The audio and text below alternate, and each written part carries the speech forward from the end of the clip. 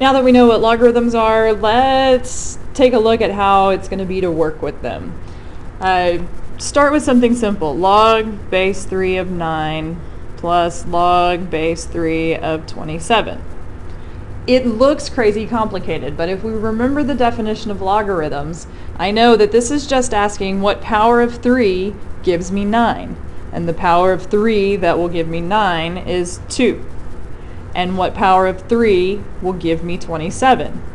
3 to the third power is 27, so log base 3 of 27 is just 3. I can add those together, and 2 plus 3 just equals 5. Unfortunately, it's not always going to be so straightforward. What happens when I'm looking at something like log base 6 of 4 plus log base 6 of 9. I can't think of a power of 6 that's going to give me 4. I know it's going to be some kind of fraction. I can't think of a power of 6 that's going to give me 9. Again, it's going to be some decimal value.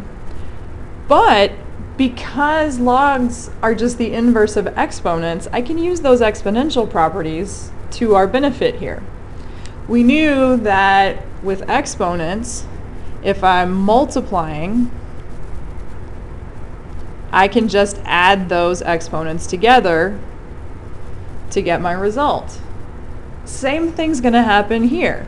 I had a product of addition that we separated out.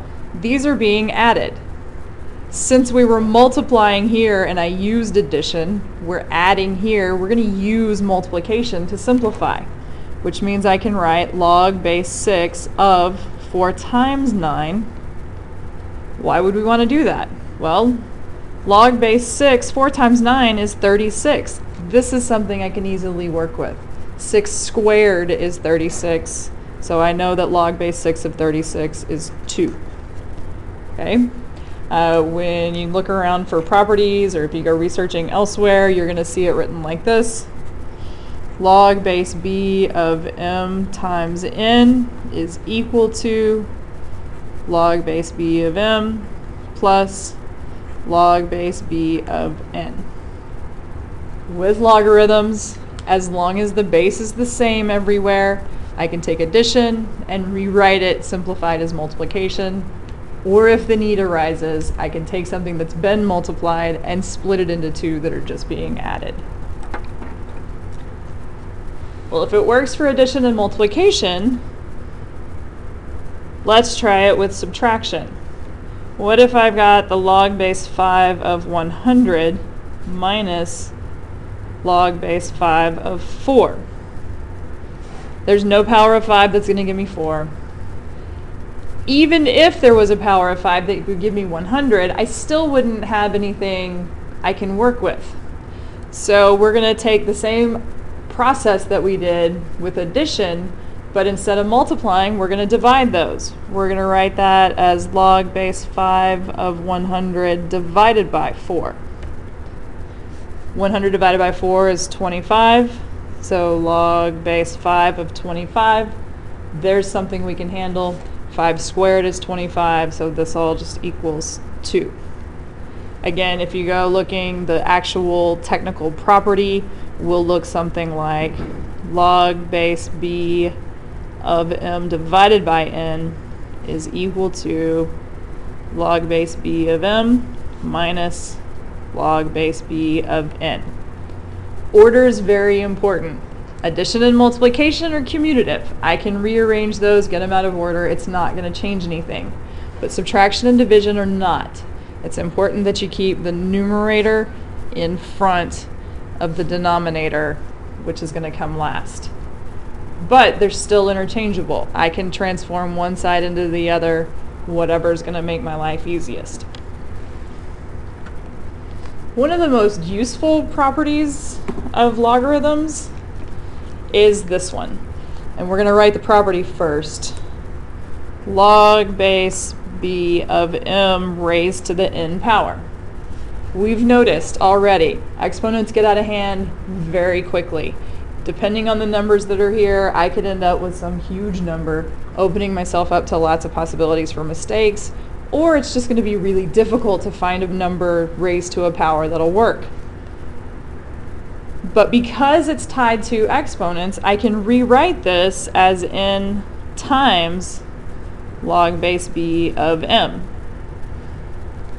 How does that work?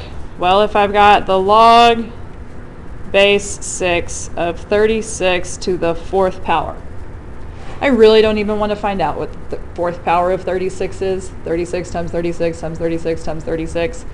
And then I'm going to have to figure out how many times I multiply 6 to get that huge number. Fortunately, because of this rule and the way that works, I can take this 4 and we can rewrite as 4 times the log base 6 of 36. Now we've got something manageable. I know that 6 squared is 36, so the log base 6 of 36 just equals 2, and 4 times 2 is just 8. We can accomplish a lot with these properties, but it's not always going to get us where we need to go. Sometimes there's just no choice but to pick up your calculator, in which case we're going to have things in log base 10. Well, if I want to figure out log base 6 of 27, I don't have anything that I can split it up with. There's not another one I can add to it to multiply. I just have this single log, but there's no way to figure it out. There's not a log 6 button on my calculator. Fortunately, I can change this to log base 10 by taking the log base 10 of the base and log base 10 of the argument and writing it the log base 10 of 27 over the log base 10 of 6. At this point, we just put it in our calculator.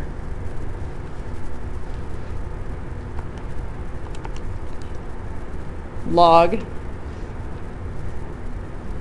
of 27 divided by the log of 6.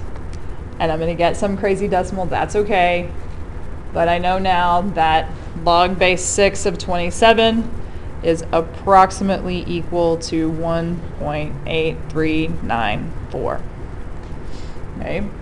And this one's called change of base. You can change it to any base you want to, but log base 10 is the easy one. It's what the button on your calculator is. That rule simply looks like log base b of m can be changed to the log of m divided by the log of b. So we've changed this b that was our base into an argument. There are 10s here.